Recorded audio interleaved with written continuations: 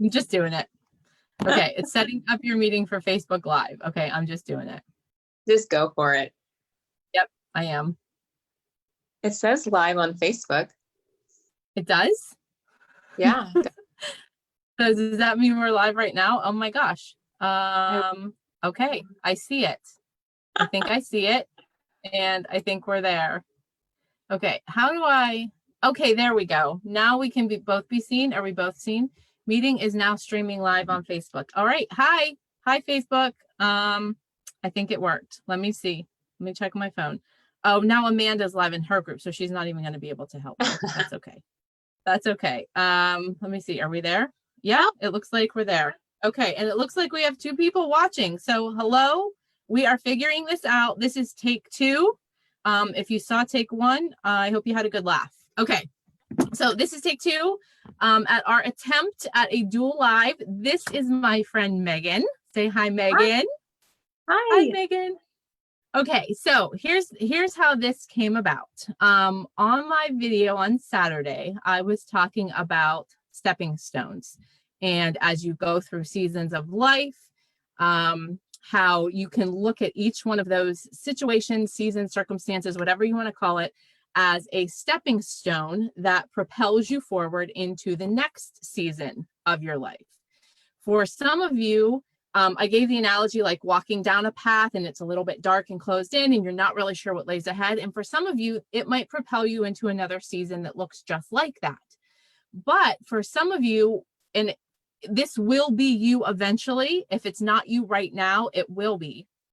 That stepping stone is going to propel you into the most beautiful, spacious place, open field where just about everything you could ever dream of or imagine or that you've been working towards is laying out right in front of you. And so what happens when you get into that spacious place after coming out of a narrower path that seems to have maybe felt like you were closed in a little bit, if that makes sense? And when I was chatting about this with Megan on Saturday before I did my video, she had another really great analogy, which I like analogies a lot, in case you haven't noticed, of what that might look like or feel like, or how we can open ourselves up to embrace that spacious place. Okay, and so I'm going to be full disclosure here. I get extra bonus points in my live challenge for doing a dual live. So there's that. That's one of the reasons why we're doing this today, but it seemed to fit perfectly and it tied in together because sometimes y'all, you might just get tired of hearing my voice. And if you do, that is okay. I love being able to hear from other people, gain a different perspective, a new insight, and learn from them. So I am going to turn this over to Megan, and she is going to share about when you step into that spacious place. So take it away, friend. Oh my goodness. First of all, thank you. I love you. Just so you know, Nicole's like super amazing. I know you only get to see a portion of that here, but she's just like this all the time. So thank you. I did not bring her on here to say that. No, you didn't. I think the world more Nicole's. So anyway, I am Megan, and Nicole and I have a long-standing friendship, but so this whole thing of to not labor on and to get to the point of this spacious place is like, I also am an analogy girl. So I'm very much a visual learner. Like I need to know in living color what life looks like so that I can like somewhat comprehend. And so without like digging too deep, but where this comes from is very personal for me. And this whole idea of spacious place is because I have dealt with a lot of anxieties and fears for most of my life. And so it's always kind of seemed like a lot of my journey has been like you know, I loved your analogy last time. I actually even did it too, you know, where you close your eyes and you're like, you only see the one step or the one stone. And for me, as someone who wants to have everything perfect and like know like the 10 steps before I get to them, my life hasn't really looked like that. It's looked more like one step stone, one step stone, one step stone at a time. And typically those step stones have been in seasons where, you know, I think you talked about it in your last video where it was like, you're like kind of in like a forest, if you will, and there's a lot of trees and you really can't see whether forward or backward or all around you. You're kind of just can see the next step. And I love that illustration, but there are seasons when we've been walking in that one step, and we haven't been able to see, but then we get to, and you talked about this in your last video, where you get to that one stone, like in the water or wherever it is, and it's just wide open. And so you've come from this place of like it being very tight and secure, but also scary a little bit, if you will, right? But you've kind of gotten there, right? One step and one step, it's been good. But then you get to this place where God just like opens the whole thing up. And you're like, oh, wow. Like now there's this massive open space that's not necessarily bad, but I don't really know what's good yet. And so I like to use this illustration too, because I am a visual learner of a plant. And so I have like a lot of plants in my house, a lot of live plants.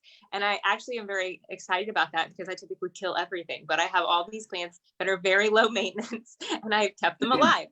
But the beauty of this is, and it's so funny because frequently as they grow, you have to repot plants. And what ends up happening is plants are extremely resilient. I like to allude at a lot of things in life to plants because they're extremely resilient.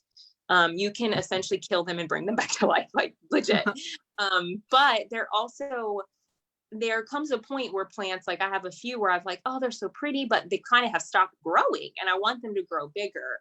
So what you have to do is you have to repot a plant. Like this is like normal planting 101. You have to repot a plant because what ends up happening is the roots get really root bound and they kind of tie up. So the plant can still survive and kind of thrive, but it's probably stopped at its growth. And so in order for it to grow some more, you have to like take it out and then you have to break the roots up a little bit because you can't leave them bound. And then once you do that, you obviously put them into another pot, one that's obviously a little bit bigger so that it can grow even more. And the funny thing about this is in how like vindicative, like when I have done this before and when I have like thought about life, because again, visual learner, and I just see the correlation of like, sometimes we're in seasons of our life, like we've come out and there's only been those one steps, and then God like replants us in another pot. And this pot is bigger and it's a little bit more spacious in a good way. But because we've been bound for so long and like the same mindset, same pattern, same like kind of, trucking along, when we get into the pot, it's much like a plant. So when you put a plant into a new pot and you kind of break up the roots a little bit, there's an adjustment phase. For a couple of weeks or so, it needs extra care. Like it needs extra water. It might need extra sun. It might need, you to come and wipe the leaves. Like it needs a little bit more. You might talk to it. I don't know what you do with your plants, but you might talk to your plant, right? It needs a little extra care because it has just gotten into a place it's not used to. And it's got to have time to like let its new root system that you've broken up kind of dig down into the soil. There's more space. The beauty of this is that it's a good thing for the plant, right? But there's an adjustment phase of like, well, I'm kind of digging into this pot. I don't really know. It's very uncomfortable. And the funniest part about this, funny and true is that I think this is a lot of how we view life and how we live life. So for me, as someone who has come from a past of a lot of anxiety and fear, like that was my known stuff, right? These are my known patterns. So when I get some freedom in my thought patterns and those begin to change, it's new and it's weird. And in fact, sometimes I find myself like, whoa, I know this is better, but it feels weird. Like it feels uncomfortable. I'm not really sure what I'm supposed to be doing. I'm not really sure how I'm supposed to do this. I'm not really sure if this is right. I'm just uncomfortable. And it's the same thing in any season of your life. When God brings you to this spacious place, typically most of us, if we're honest, want to run back, even though we were like maybe wanting to get out of some of those seasons or we were wanting more space, we decide like, oh no, this is uncomfortable. Like I'm not used to having all of this, I don't know what to do with myself. And if you're anything like me, I just want to know like step A to Z, and I don't want the process. I don't want to learn how to get comfortable. And the beauty though is the spacious place is just full of so much goodness, and it is full of, if we will allow it, it is full of so much surprise and so much trust is a good word, but also it's just really for us. I think of the story of the Israelites when they were making the trek, right? When they got taken out of slavery and they're wandering in the desert on the way to the promised land kind of thing. And they stayed there a really long time. And the crazy part is that God was literally providing for them. This was a spacious place from what they were used to, if you think about it, right? Not necessarily the best place they were headed to, but it was a spacious place. And so a lot of times we think of this wilderness season as a bad thing, but in some senses, they stayed there longer than they had to, but in other ways, it was just very spacious and unknown for them. So they were actually willing and would have rather have gone back to being bound up like the plant. Like, well, at least we know that we're going to get beaten all day in slavery, and we're going to, but maybe eat, maybe sleep in this hut, but at least we know. And so most of us, when we're in the spacious place, we find ourselves wanting to go back to the other place, because like, well, at least we knew it was not great, but we knew, you know? And I think that what the analogy of this plant is, that here's the reality. When we break that plant up and we put it into the new plot, if we take extra care of it in that time, and we guard it and we nurture it, and we nurture the dream, or we nurture the vision, or whatever, then what ends up happening is the plant, scientifically, we know the plant gets bigger, gets more beautiful, gets larger, gets all the things more, better. It's more abundant in that next pot, until the next time when it's time to uproot it again and then transfer it again. And I really think we just go through these seasons in our life of God. We come to these places where it's been really known, and then God kind of is like, it's time to break the roots up. I'm bringing you into a spacious place. And in the spacious place is good. In the spacious place, it's good. I know it's uncomfortable, but just because it's uncomfortable, like I used to, equate like obstacle and something being uncomfortable with it not being the right thing.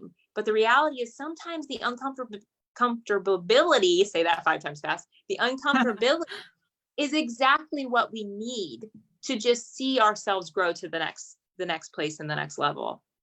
Yes. I love that analogy. The breaking up of the roots can be painful. It can be very hard.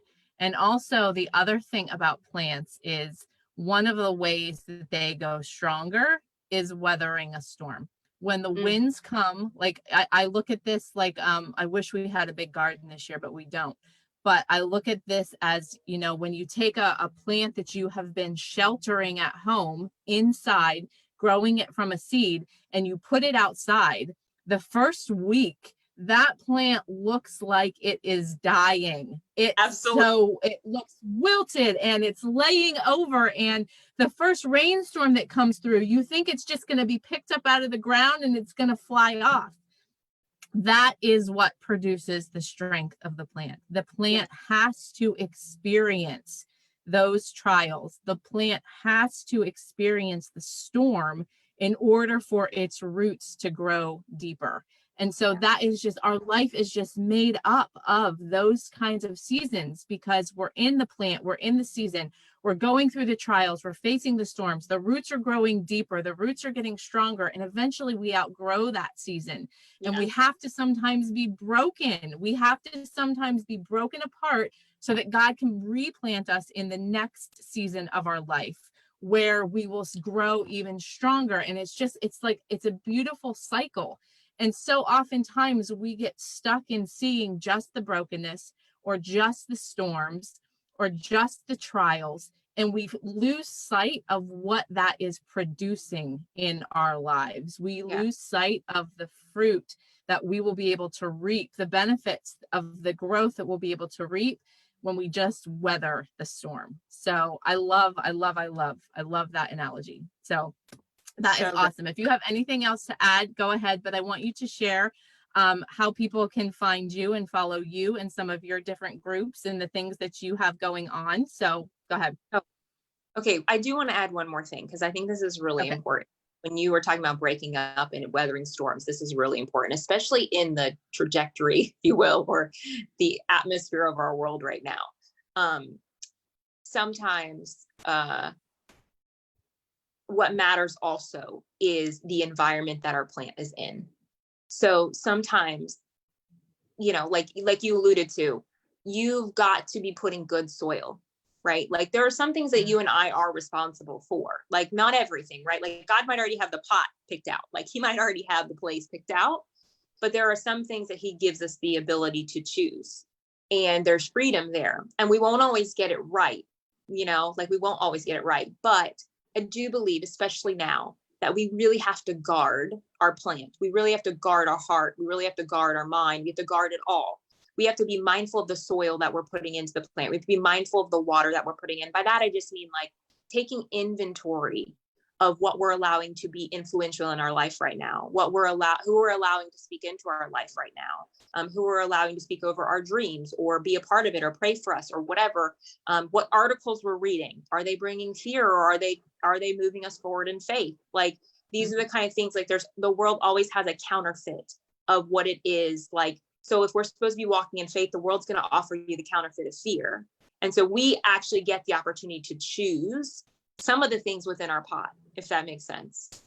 And so Yep, I just absolutely. like, in our world right now, like wherever you find yourself, we have to be so mindful of the environment of our plant. Cause it's like you said, if something's going to become an oak tree from a small seed, it's going to weather some storms along the way, but we have to give it the best opportunity to get its roots deep.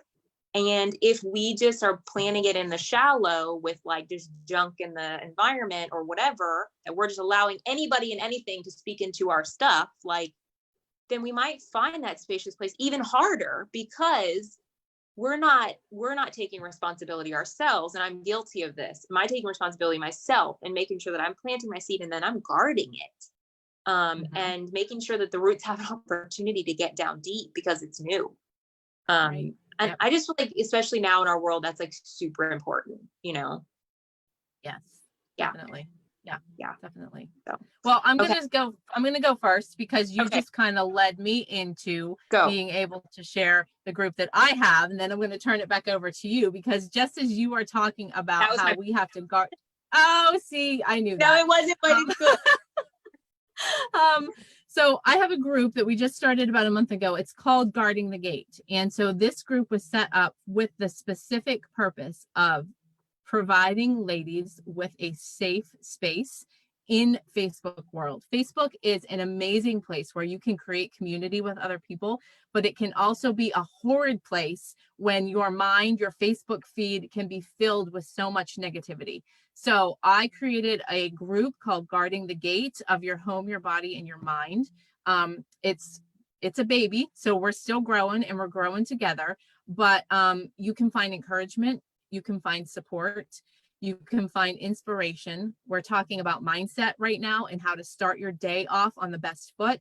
And we're also learning right now in August about our bodies, about specifically the endocrine system of our bodies, how it works, what it's responsible for, and how you can take better care of it so that you can just feel better. You can live better. You can be more aware of the things that are entering through all avenues. So, I'll probably have to drop group links in the comments of this video because I don't know if I can edit the caption anymore. But once this is all said and done, finalized and posted, we will get links to you for the groups that we're talking about. So mine is Guarding the Gate, and Megan is going to share how you can connect with her because she has tons of wisdom and information she shares on the regular too. So if nothing else, click her name and follow her on Facebook. You're so sweet. Yeah, get into the group because it's exactly the whole thing of the environment. You need a good environment. That'd be a good environment for sure.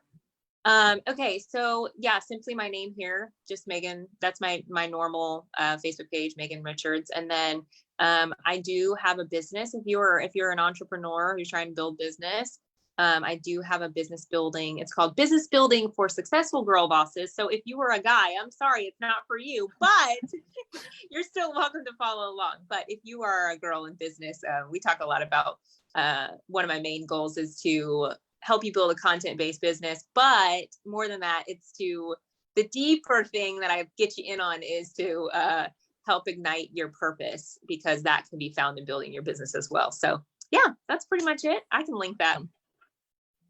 Awesome. Yes, we will get the groups linked for you if you want to check them out. Check them out. If they're not for you, you can leave. No hard feelings. We might not be for everybody, and that is totally okay. So, all right, we're going to wrap this up. I don't know what we are on time, probably over my typical 10 minutes, but that's totally okay because I usually don't stay within those confines anyway. And this is good stuff, friends. This is good stuff. So wherever you are right now, you might be in the narrow path. You might be right in the middle of the river, standing on the stone, ready to propel yourself forward, or you might have just entered that spacious place.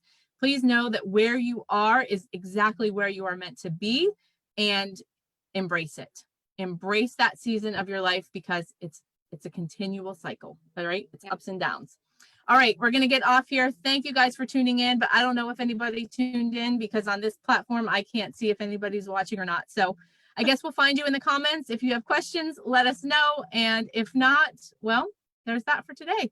Thanks, guys. We'll talk to you soon. Bye. Bye.